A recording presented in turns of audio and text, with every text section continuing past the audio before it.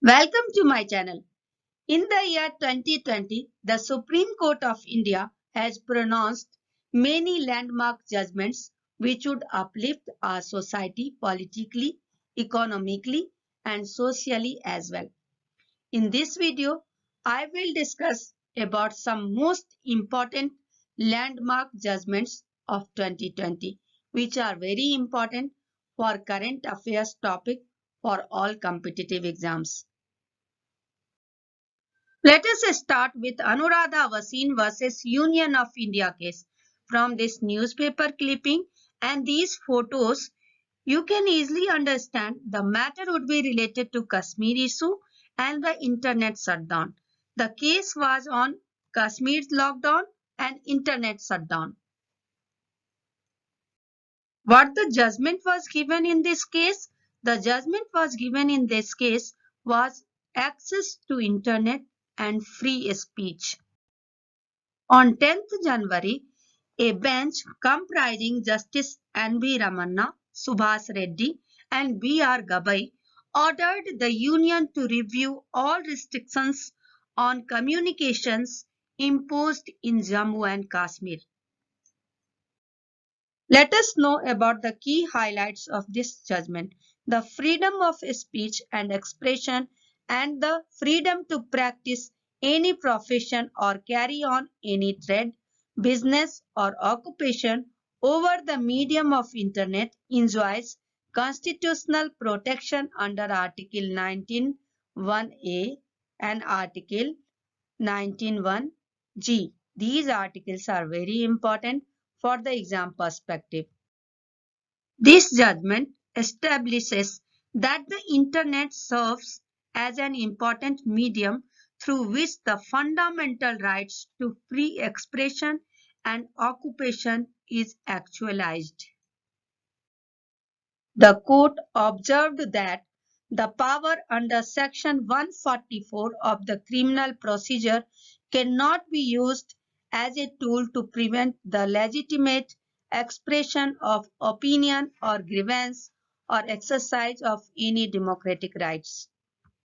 The court said that provisions of Section 144 Criminal Procedure Code will only be applicable in a situation of emergency and for the purpose of preventing obstruction and annoyance or injury to any person lawfully employed. The next landmark judgment was given in Susila Agrawal and others versus State and City of Delhi and another case. The landmark judgment given in this case was no deadlines for anticipatory bails.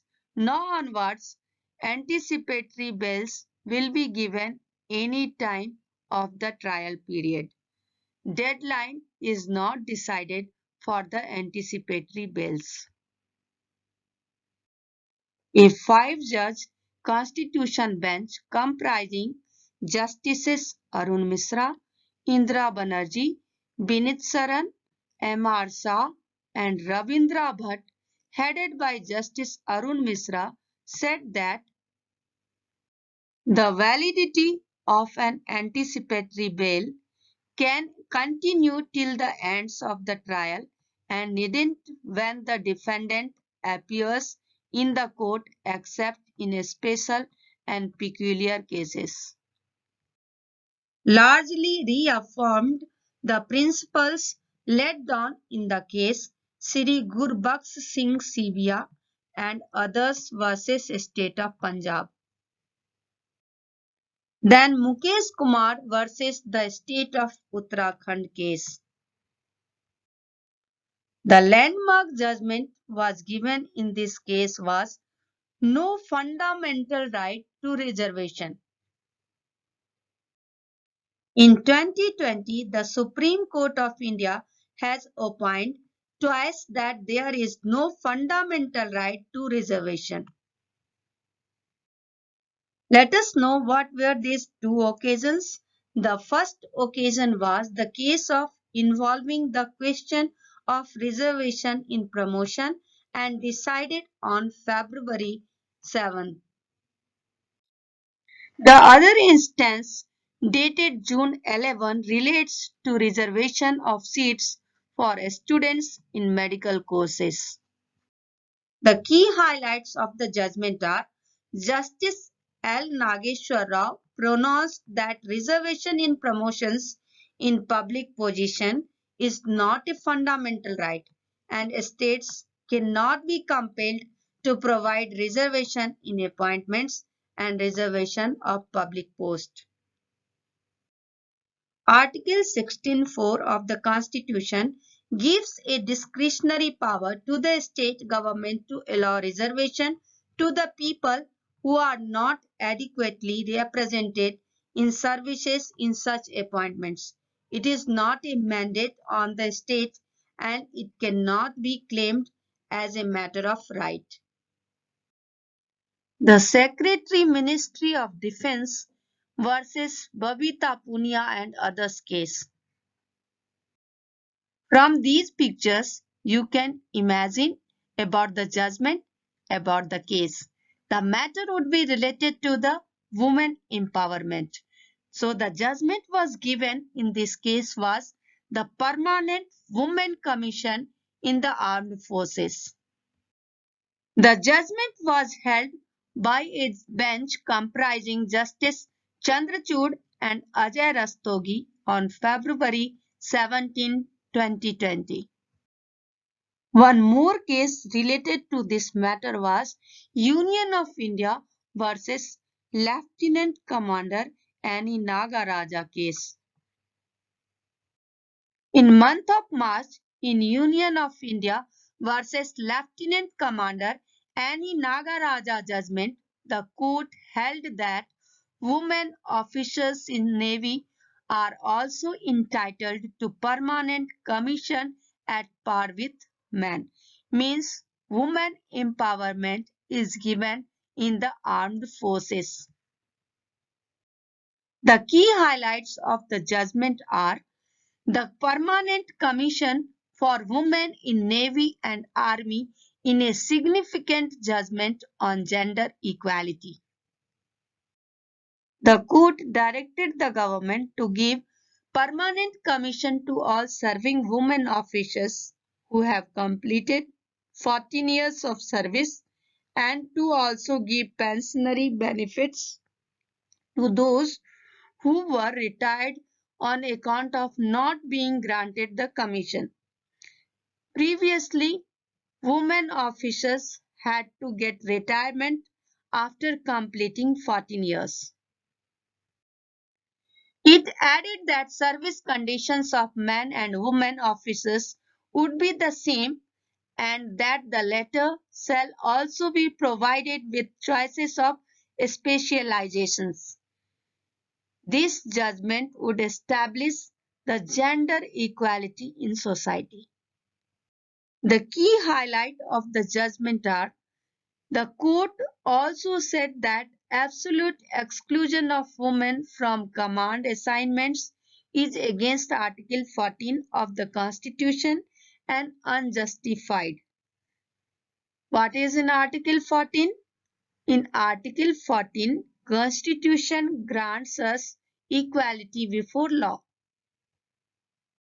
Therefore, the policy that women will be given only staff appointments was held to be unenforceable by the court. Next landmark judgment was given in Internet and Mobile Association of India versus RBI case. The judgment allows cryptocurrency quashing RBI restriction. What is cryptocurrency? Cryptocurrency is digital money created from code. These are the examples of cryptocurrency. The key highlights of the judgment are: on 4th March 2020, the Supreme Court ruled that the RBI curb on cryptocurrency and the use of bitcoins from 2018 was illegal. The order lifted ban on trading in virtual currency, cryptocurrency, and bitcoins. The benefits of this judgment are it's a positive sign that has come through. The most important benefit is many of the companies that shut their operations due to RBI's circular coming back in the business. Lot of them restarting and a lot more activity happening around this space. What was the issue? The Reserve Bank of India had virtually banned cryptocurrency trading in India as in a circular issued on April 6, 2018, it directed that all entities regulated by it shall not deal in virtual currencies or provide services for facilitating any person or entity in dealing with or settling those. In next landmark judgment, Supreme Court of India disallowing RTI request for pleading. Let us know what is the judgment. On 4th March 2020, a three-judge Supreme Court bench comprising Justice R. Bhanumati, A.S. Bopanna, and Rishikesh Roy, led by Justice R. Bhanumati, held that citizens could not file right to information request to obtain copies of pleading. We should also know what is pleading. Pleading are written submission of litigants which contain information such as their claims, arguments, and supporting documents. The key highlights of the judgment are: the court reasoned that the Right to Information Act 2005 does not override the rules prescribed by the various high courts and Supreme Court for obtaining copies of pleadings. According to this judgment, now we cannot get the copies of pleadings through the RTI Act. On 4th March, the Supreme Court restricted the application of the Right to Information Act 2005 to the Gujarat High Court. In particular, Justice Bhanumati's three-judge bench held that citizens cannot file RTI request to obtain pleadings. Instead, citizens must resort to using the procedure established by the Gujarat High Court rules. The judgment is likely to set the precedent for all high courts and the Supreme Court itself. Next one is Indore Development Authority versus Manohar Lal case. The judgment was about the land acquisition. What is the judgment? The 5 judges bench comprises of Justices Rabindra Bhatt, M.R. Shah, Vinit Saran, Indira Banerjee and Arun Misra, headed by Justice Arun Misra. The court clarified the correct interpretation of Section 24(2) of the 2013 Land Acquisition Act. Among other things, it held that land acquisition proceedings cannot lapse merely because the state could not deposit compensation in a landowner's account. This case had previously garnered public attention for the questions it raised about precedent and recusal. One of the most important landmark judgments was given in Vinita Sharma versus Rakesh Sharma case. This is also related to the women empowerment. According to this judgment, daughter has equal rights in her father's property by birth.